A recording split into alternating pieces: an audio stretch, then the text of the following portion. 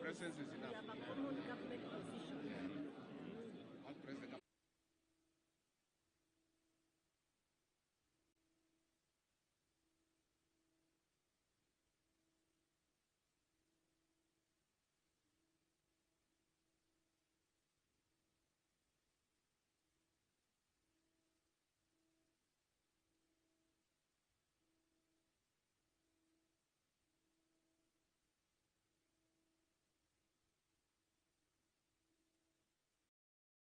Invite our chair, the very able chair of our Finance and National Planning Committee, the member for Molo constituency in Nakuru County, the Honorable Kuria Kimani, to take up.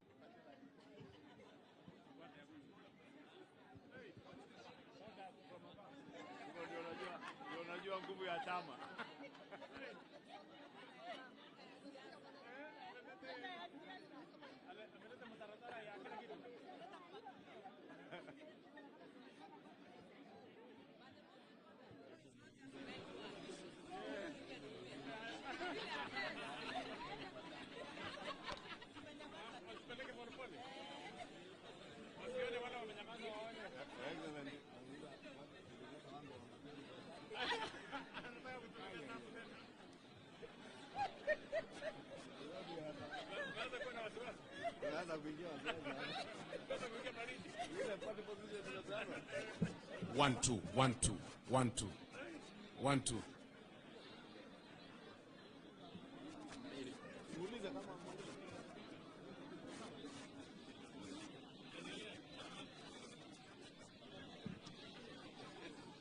Members of the press, are we good? Can we go? Sound is okay?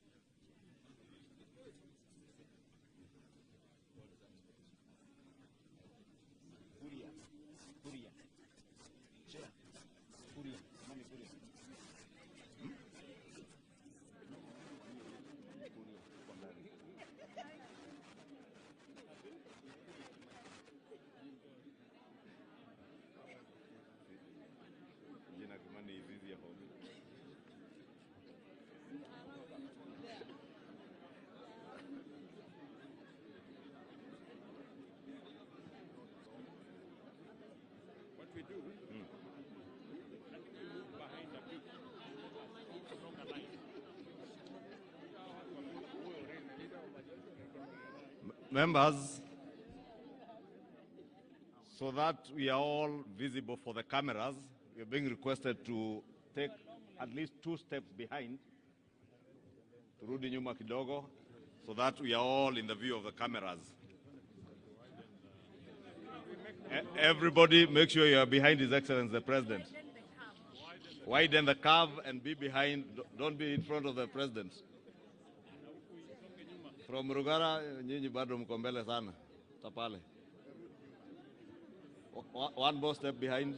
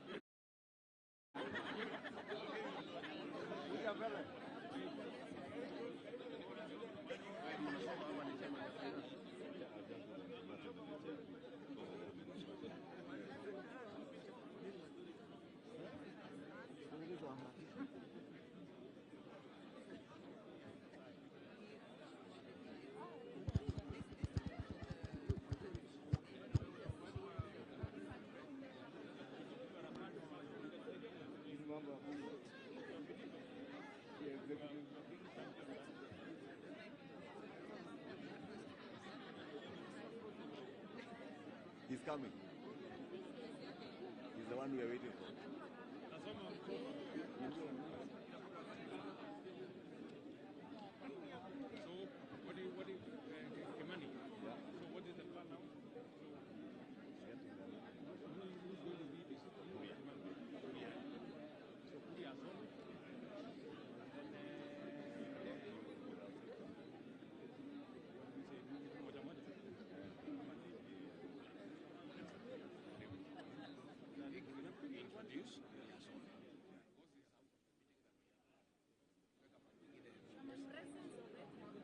Presence is enough. One president kama amesimama hapo nyuma, that statement is enough. Very constructive between the executive and the legislature.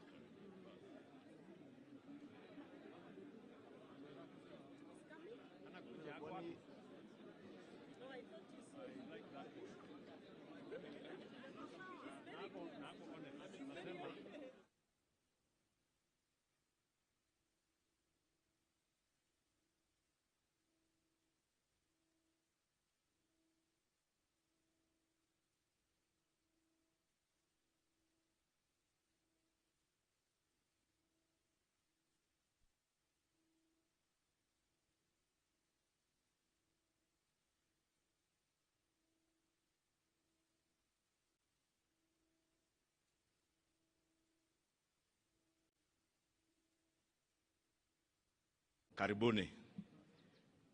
We, the Kenya Kwanza Parliamentary Group, under the leadership of His Excellency the President, the Deputy President, and our Prime Cabinet Secretary, on behalf of the Executive, we have had a very robust engagement the whole morning from 7 a.m. this morning, reviewing the Finance Bill of 2024-2025 that was submitted to the National Assembly for consideration by the Finance and National Planning Committee, which has since had a very robust engagement with Kenyans. We, as the National Assembly, through our parliamentary committee, we have listened to Kenyans through that robust public engagement as stipulated by our Constitution in the form of public participation. And we take this opportunity to tell the country that we have listened to you. We have heard you, and the committee has briefed the parliamentary group on the proposed changes that they have proposed to the Finance Bill of 2024-2025 that capture many of the issues that were raised by stakeholders during the public participation. And we have been able to engage on all those and agreed with the executive under the able leadership of His Excellency the President. I will now invite our chair, the very able chair of our Finance and National Planning Committee, the member for Molo constituency in Nakuru County, the Honorable Kuria Kimani, to take us through the brief of what has been agreed on the changes proposed. Thank you. Thank you very much, Leader of Majority, Your Excellency President, and all Kenyans watching us this morning. When we started the public participation in Finance Bill of 2024, we did make a promise that that public participation would not be an exercise in futility. We have listened to the view of Kenyans, and we are all in agreement that there are two things that we must do.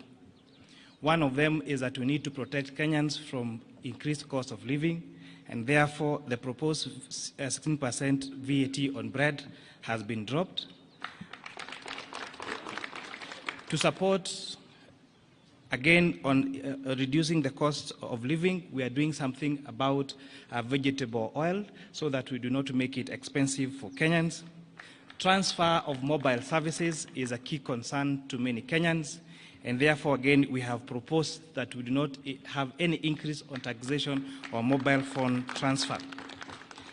We have seen in the recent past the proposals that we've made on statutory deductions on SHIF and housing levy has added a loan on especially on salaried Kenyans, and therefore we have proposed that those statutory deductions now be allowable to pay, so they will not pay an additional pay on those. We all agree that environment conservation is a key concern. The fact that we've had a drought and a few months of floods and our drainage clogs, we have agreed that we need to make a good decision about how to protect our environment. And that is what the wisdom on the introduction of eco-levy. However, imposing this on locally manufactured goods would again increase the cost of those locally manufactured goods in the country and stand a risk of making them not competitive in the East African market and globally. Therefore, this eco-levy will only be chargeable to imported finished products. And therefore, all locally manufactured items, and especially including diapers and sanitary towels, will not be subject to eco-levy. We must make sure that we become a manufacturing country and not a trading country. And therefore, the imposition of this only on imported finished products makes our locally manufactured products more marketable to the, not just reducing the price, but also making them affordable to even export. On the VAT threshold, we have proposed in our amended report to increase that VAT threshold from 5 million shillings to 8 million shillings. Therefore, small and medium enterprises that have turnover of less than 8 million shillings do not therefore have to register for VAT. On items, we have had farmers, avocado farmers, being asked to give items receipts. We've had mama mbogas who do their supplies to hotels being asked to register for items. We have proposed that these people be given exemption on items registration, and especially for those farmers and those small businesses that have a turnover of below 1 million shillings. We have had the conversation about eggs and onions and potatoes. So what you've done to protect our poultry farmers, our potato farmers in Nyandarua and Molo, and protect our onion farmers, we have proposed excise duty only on imported table eggs, imported onions, and imported potatoes. This makes our onions, our eggs, and our potatoes more marketable to us and the region. To support the fight against illicit brews in the country, we have proposed a change in excise duty to changing it from a volume to alcohol content. Therefore, those alcohol manufacturers that are producing alcohol of very high content will now be required to pay higher duty because based on the alcohol content, and those making alcohol of lower content now will pay less duty. To support our pension contributions, because one day we'll all retire, we are now increasing the amount of taxable pensions from, we are now increasing the amount allowable for tax exemption for pension contributions from 20,000 shillings to 30,000 shillings.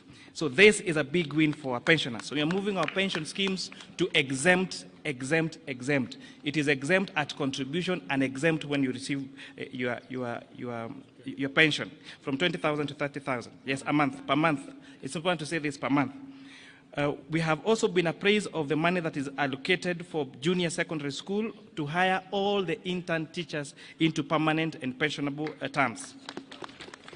And the number there is actually 46,000 shillings, 46,000 junior secondary school teachers, in addition to recruit an additional 20,000.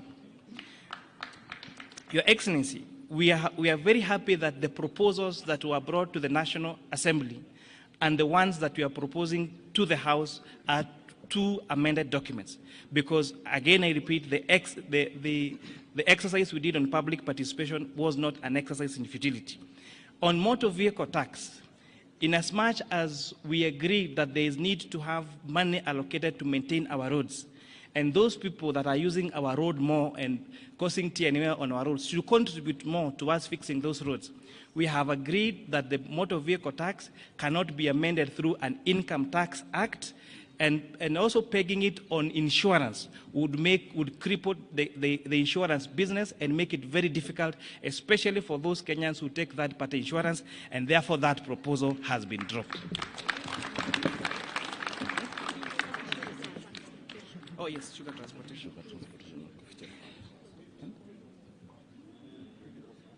Yes, in addition, there was a concern about transportation of sugar from the milling factory to the farms, and therefore to the sugarcane, sorry. We have listened to the concerns about the transfer of sugarcane from the farms to the milling factory. And people are asking, why sugarcane? And why not coffee? And why not tea? Sugarcane is very bulk. And therefore, the largest cost in the processing of sugarcane is actually on transportation, unlike most other crops. And that is why we have recommended to remove VAT on transportation of sugarcane from the farms to the milling factories. For the mobile phone, I actually did mention that mobile phone transfer services has been, we have not increased that, it still retains at 15%. The concern about foreign exchange transactions, the concern about transfer in banks, that the status quo remain, no additional taxes have been increased on that particular side. Thank you, Chairman Kuria. Members of the press, I think as you have heard from the changes that have been made to the proposals in the finance bill, which will be tabled this afternoon in the National Assembly, I think it's important to mention to members of the public, including the public-spirited Kenyans who had intended to occupy Parliament, that there is absolutely no debate today. It's just the tabling of the report. Debate shall begin tomorrow morning, the whole of tomorrow, and continues to Thursday, and will allow time over the weekend for possible amendments from other members of Parliament. You may have realized from the amendments that we have done, there are a number of things that we intend to achieve. Besides the raising of revenue, is also one, to ensure that Kenyans have more disposable income. You will notice from the changes that will be proposed by the chair in the report that you table this afternoon, we are devoting more money back into people's pockets, especially the employed Kenyans who have been contributing to the housing levy. The housing levy has been proposed together with the Social Health Insurance Fund, the National Social Security Fund, and now the housing levy to be tax deductible. And that will ensure that what will be subjected to pay as you earn will be an amount less than what was there before. And therefore, more disposable income will be going to many employed Kenyans. The second thing that we intend to do is to encourage savings and investments in our country through the proposals that the chair has stipulated in terms of pensions, the allowable deductions that have been increased for pensions contributions. There's also an allowable deduction on post-retirement medical schemes to ensure that people start saving for their post-retirement, and those post-retirement savings or contributions into a medical scheme to cater for your medical care after retirement will be tax deductible and therefore tax-free. The other policy proposal in this finance bill is the protection of our local manufacturing industries and our farmers. We as a country have made huge investments with our farming communities, and therefore we are intentional on protecting those farmers. That is why you hear the proposals to levy excise duty on imported potatoes, imported table eggs and onions, and also the imposition of eco tax or eco levy on imported finished products. And I think, as the chair has emphasized, it is imported finished products, because when the chair and the finance committee listened to stakeholders, especially the Kenya Association of Manufacturers, a very good case was made for protection of the local manufacturing industry. Therefore, to protect our local manufacturing industry and create jobs within our economy, we are therefore levying those levies on imported finished products, right from the borders, the motorcycles, to sanitary towels that are imported, and diapers and all that. Therefore, I think we'll close it at that, unless, Your Excellency, you have something more to add. Okay. On the transport side, on borders, there has been a concern about introduction of excess duty on motorcycles. Again, the decision that we made last year to incentivize local assembly of motorcycles have seen a lot of institutions set up local assembly of motorcycles here in Kenya. There is no reason why we must import a complete finished motorcycle from China. So we are putting excise duty on the one that is imported, but the ones that are made here locally, those are exempted. And it's also important to mention, to protect the vulnerable and those people at the bottom of the pyramid, the eco levy on tires has been exempted on motorcycles, on bicycles, and on wheelchairs, so that those people doing that business around the border sector will not, and even wheelbarrows, so that we don't increase. So there is no worry, there is not going to be increase in the price of wheelbarrow or motorcycles or tuk-tuks or bicycles. Thank you very much. All mkokoteni. Asanteni, there is lunch. Karibuni lunch.